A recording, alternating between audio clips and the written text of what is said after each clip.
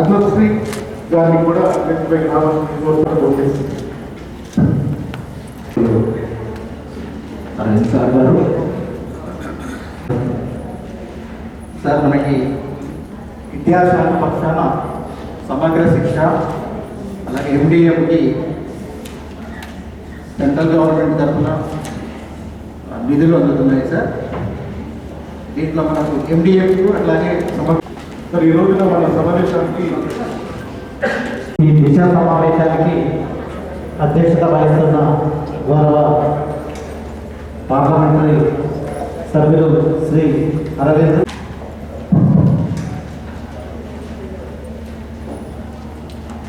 District Development Coordination and Monitoring Committee చేసినటువంటి chairperson గారు గౌరవనీయులు పార్లమెంట్ సభ్యులు నిజామాబాద్ దిశ కమిటీ అనేది మేజర్గా as the name itself suggests, it is for the district development coordination among the public representatives of Parliament, state legislature as well as local bodies, and monitoring of the various flagship programs of Government of India and other allied activities. ఈ యొక్క meeting ప్రతి క్వార్టర్లో మనం meeting conduct చేయాలి. So ఈరోజు ఈ యొక్క మీటింగ్ని conduct చేస్తాము. సో జిల్లా యంత్రాంగం తరఫున చైర్పర్సన్ గారికి అలానే కమిటీ మెంబర్స్కు ఆహ్వానం పలుకుతూ డిపార్ట్మెంట్ వారిగా రివ్యూ చేస్తారు. సో ఆ కన్సర్న్ ఆఫీసర్స్ వచ్చి వాళ్ళ డిపార్ట్మెంట్ నోట్ ప్లస్ చైర్పర్సన్ గారు ఇతర మెంబర్స్ ఏమన్నా పాయింట్స్ లేవనెత్తిన అంశాలపై మీరు రిప్లై ఇవ్వవలసిందిగా రిక్వెస్ట్ చేస్తూ ముందుగా Sarva Shiksha Abhiyan and mid day meals మీద district education officer Jaganmohan Reddy గారు డిపార్ట్మెంట్ నోట్స్ ప్రజెంట్ చేయవలసిందిగా రిక్వెస్ట్ చేస్తాం.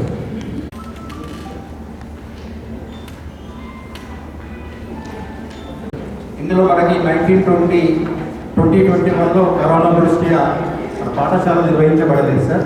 2021లో సెప్టెంబర్ నుండి పాఠశాల నిర్వహించబడింది సార్. సో దానికి సంబంధించి మనకి ఎండిఎం ఖర్చులు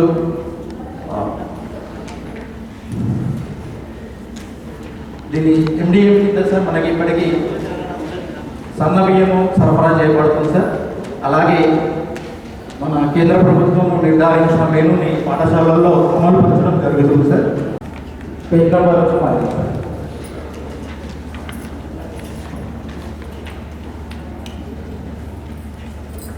5 దీంట్లో మన జిల్లాలో 4 కేజీలు అప్డేట్ చేయబడింది సార్. అప్ టు ఇంటర్మీడియట్ వరకు డెసిషన్స్ తీసుకోవడానికి దానికి సంబంధించి అకాడమిక్ బ్లాక్ నిర్మాణానికి కూడా ఫండ్స్ రిలీజ్ చేయబడుతున్నాయి సార్. అవి ఆల్మోస్ట్ 4 కంప్లీషన్ స్టేజ్లో ఉన్నాయి సార్.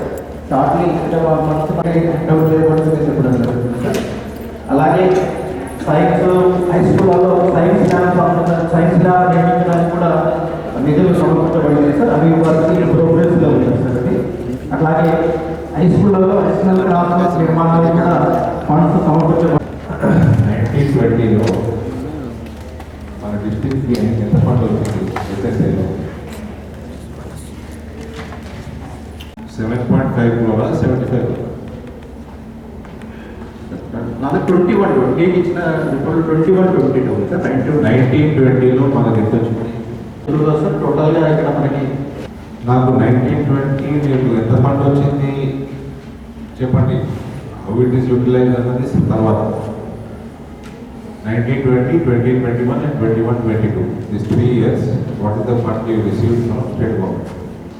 సార్ దీంట్లో కాంపోనెంట్ వారిగా ఉంది సార్. దాన్ని టోటల్ ఇక్కడ చేయలేదు sir. Additional class room, boys toilet, తర్వాత girls toilet, major repairs component అయితే ఉన్నాయి సార్. అది కాంపోనెంట్స్ తర్వాత వస్తాం. అమౌంట్ ప్రిన్సిపల్ అమౌంట్ అది ల్యాక్స్లో సార్. 75.62 crores 75 కోట్లు వచ్చిందా సార్. మన అలాగే అంటే మేజర్గా కేజీబీవీ వీటికి expenditure sir main KGBV salaries అవన్నీ దాంట్లోకి సిఆర్పి అంటే క్లస్టర్ రిసోర్స్ పర్సన్స్ అని ఓకే. వీళ్ళు 54 వరకు వీళ్ళు ఉంటారు సార్. ఏం చేస్తారు వీళ్ళు? వీళ్ళు మన స్కూల్ కాంప్లెక్స్లో హెడ్ మాస్టర్ దగ్గర దీనికి సంబంధించి ఇన్ఫర్మేషన్ కానివ్వండి, తర్వాత డెమాన్స్ట్రేషన్ లెసన్స్ గైడ్ చేయడం టీచర్స్ రిసోర్స్ పర్సన్ లాగా వ్యవహరించారు. ఓకే. ఇంకా స్పెషల్ ఆఫీసర్ లేదా హెడ్ ఆఫ్ ఇన్స్టిట్యూషన్ సార్. అట్లాగే దాంట్లో సిఆర్టీ టీచర్స్ని సిఆర్టీస్ అంటారు సార్. తర్వాత ఇంటర్మీడియట్ దగ్గర పీజీసీఆర్టీ అని ఉంటుంది సార్. తర్వాత మిగతా 4th క్లాస్ ఎంప్లాయీస్ వీళ్ళందరి సాలరీస్ కూడా సమగ్ర శిక్షణ ఉంటే మనం అంటే టోటల్ ఎంత స్టాఫ్ ఎస్ఎస్ఆర్ ఎస్ఎస్ఐ మొన్న ఇంక్రీజ్ అయిన తర్వాత వీళ్ళకి 33,000 అట్లా పర్ హెడ్ అంటే నెలకి మీరు నెలకు పర్ హెడ్ సార్. నెలకి పర్ హెడ్ అంటే టోటల్ శాలరీస్ ఎంత ఇస్తున్నారు? అది 4.5 lakhs ఉంది sir.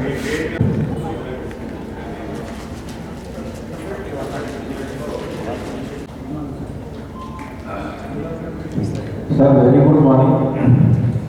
Name of the scheme. What is the ratio of the central funded or state together? Then how many projects are there?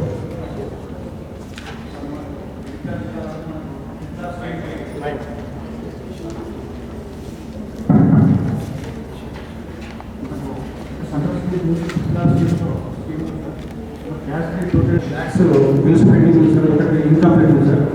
మేము కంప్లీట్ చేస్తాం sir. అలాగే branch 4 sir మనకు 6 schemes sanction అయింది sir. Out of 6 5 schemes complete అయింది sir. ఒక scheme అది ఏం scheme పేరు చెప్పండి, స్కీమ్ కి బడ్జెట్ ఎంత నుంచి వస్తుంది చెప్పండి. సార్ ఇది 65 ఎంత ఫండ్ వచ్చింది? సార్ మనకు బ్రాంచ్ 4లో మనకు 288.5 lakhs మొత్తం administrative sanction sir. Out of which మనకు 141.44 lakhs ఎక్స్పెన్సెస్ సార్. అంటే 5 స్కీమ్స్ కంప్లీట్ అయింది సార్. అది పరిపాలన అనుమతులు లభించినవి, వీటిలో 4 పనులు అయినవి, మిగిలిన ఒక పని పురోగతిలో ఉన్నది. 425 లక్షలు కేంద్ర ప్రభుత్వం నుండి పరిపాలన అనుమతులు లభించినవి అన్నారు. 425 లక్షలు టోటల్ సెంట్రల్ ఫండ్, అందులో కంబైన్డ్ ఫండ్. ఓకే. ఏ పనులు ఇవి? చెరువులు పునరుద్ధరణ ఎక్కడెక్కడ చేసిండ్రు? 16-17లో సార్ 7,000 ఫార్మర్స్ 58 lakhs కట్టారు సార్. 17-18లో సార్ ఆల్మోస్ట్ 22,397 ఫార్మర్స్. సార్ చెప్పండి. సార్ 16-17 7,072 82 విలేజెస్ 14 మండల్స్లో లో yields రికార్డ్ అయ్యింది sir. Let us not deviate. 16. So it was running well till 17-18. అవును sir. 17-18 farmers got benefited. It's a large scale. వాళ్ళ premium వచ్చి 3,27,00,000 కట్టిండ్రు. 22,397 రైతులు సార్ 3 crores బెనిఫిటెడ్. 10,630 మంది క్లెయిమెంట్స్ benefit అయ్యారు. 13.99 అంటే 14 కోట్ల రూపాయలు వాళ్ళకి క్లెయిమ్ వచ్చింది. సో ఆల్మోస్ట్ 11 కోట్ల రూపాయలు ప్రీమియం కంటే రైతులకి క్లెయిమ్స్ వచ్చినాయి. దాని తర్వాత డ్రాస్టిక్గా పడిపోయింది. ఎందుకండి సార్ 22,000 నుంచి 8,900 వచ్చారు. ఇచ్చారు సార్ గతంలో. నాన్ లోన్ సార్ లోన్ తీసుకుని వాళ్ళతో మేము క్యాష్ కట్టించేవాళ్ళం సార్. ఇన్సూరెన్స్ కట్టారు సార్. బట్ స్టేట్ గవర్నమెంట్ దీంట్లో పార్టిసిపేట్ చేయట్లేదు కాబట్టి వాళ్ళకి నష్టపరిహారం రావాలి. అంతే. సో నష్టపరిహారం రానప్పుడు బ్యాంకులో లోన్ తీసుకున్నప్పుడు వాళ్ళు ఎందుకు మరి తీసుకుంటున్నట్టు వాళ్ళ ఇన్సూరెన్స్ వాళ్ళ నామ్ ప్రకారంగా ప్రాపర్టీ ఆ నటిని విత్తనాలు ఇవ్వడం వల్ల ఇంతవరకు కూడా మొదలెత్తలేదు. అది V6లో కూడా ప్రచారం జరిగింది. మరి ఆ రైతులకు ఏ విధంగా నష్టపరిహారం చేకూరుస్తారు? ఇలా అదొక విక్రాంత్ అనే ఒక కంపెనీ ఆదిలాబాద్ నుంచి వెళ్ళి వాళ్ళు విత్తనాలు తీసుకోవడం జరిగింది. ఓన్లీ ఇబ్రహీంపట్నం మండలంలో 2,000 ఎకరాల వరకు నష్టం జరిగింది. సో అట్లనే ఇప్పుడు రాబోయేది మనైతే వరి వేస్తున్నారు కాబట్టి రైతులు ఖచ్చితంగా ఈ ఫర్టిలైజర్స్ కంపెనీస్ అందరూ కలిసి కృత్రిమ ఎరువుల కొరత సృష్టించే అవకాశం ఖచ్చితంగా ఉంది. కాబట్టి దీని మీద వ్యవసాయ అధికారులందరూ కూడా దీని మీద కొంచెం దృష్టి పెట్టి ఆ కృత్రిమ పూత రాకుండా చూసి రైతులకు ఆదుకోవాలని కోరుకుంటున్నాను. రోడ్లు భవన శాఖ తరఫున మన జిల్లాలో టోటల్గా 1189.88 కిలోమీటర్స్ మెయింటైన్ చేయడం జరుగుతుంది. సార్ మీకు 2 స్పెషల్ అసిస్టెంట్స్ వచ్చింది. What is that amount you receive from special assistants? Then again CRF number of projects. Special assistant pending కదండి, మీకు ఆల్రెడీ వచ్చింది కదా, ఆల్రెడీ సెంటర్ ఫండ్ కదా. Special assistants from central government, complete from central government. Getting it? You have done it at the special assistance or you have to take it in loan?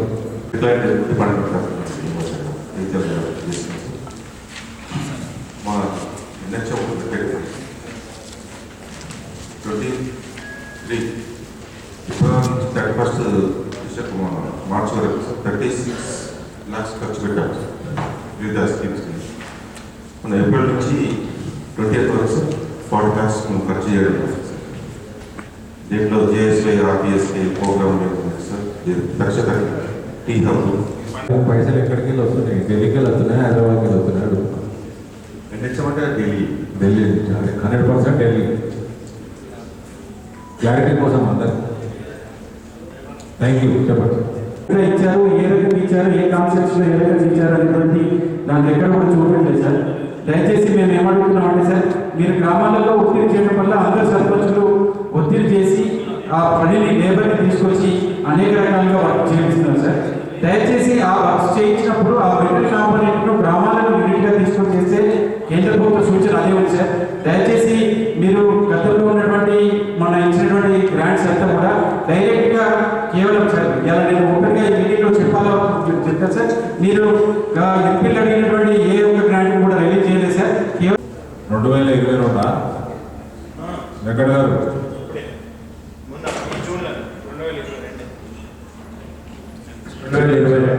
మా MLA సాబ్ కొడుకు కూడా check ఇస్తున్నాడు. అంటే MLA పాపం ఆయనకు ఆరోగ్యం బాగోలేదా మరి ఏదో తెలియదు కానీ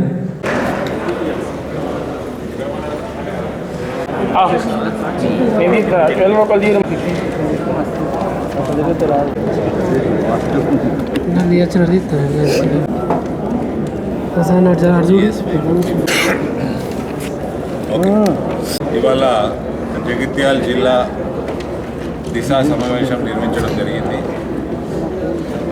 కొన్ని ఇంపార్టెంట్ డిపార్ట్మెంట్స్ అన్నీ రివ్యూ చేయడం జరిగింది.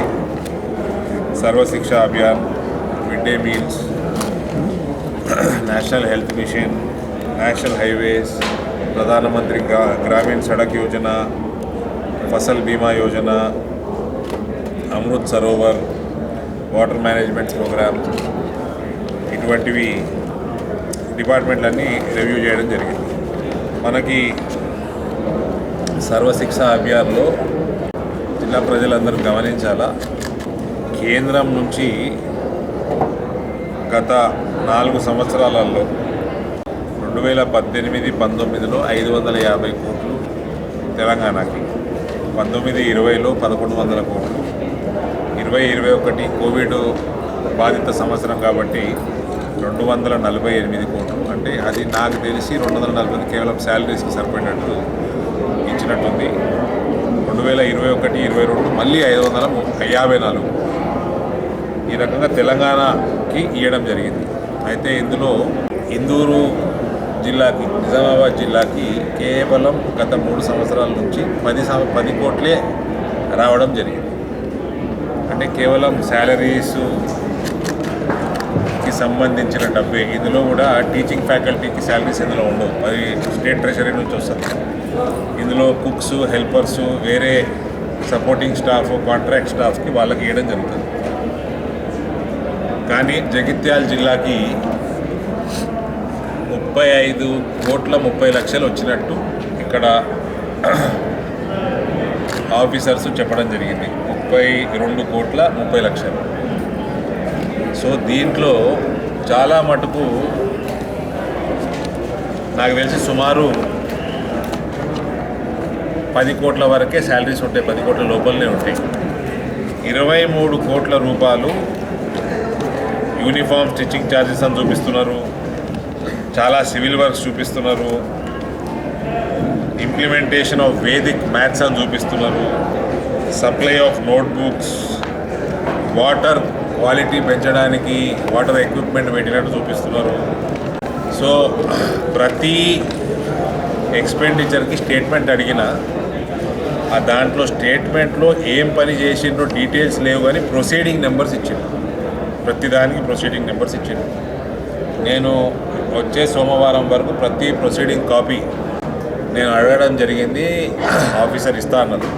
సో ఈ 32 కోట్ల ఖర్చు ఎక్కడెక్కడ అయింది, మరి ఎన్ని టాయిలెట్స్ కట్టిండ్రు, ఎన్ని క్లాస్ రూమ్స్ కట్టిండ్రు, ఇవన్నీ కూడా నేను దిశా మెంబర్లకి 15 రోజుల లోపల మండే రోజు ప్రొసీడింగ్లు వస్తే ప్రతి స్కూల్కి వెళ్ళి ఇన్స్పెక్షన్ చేయమని చెప్పడం జరిగింది.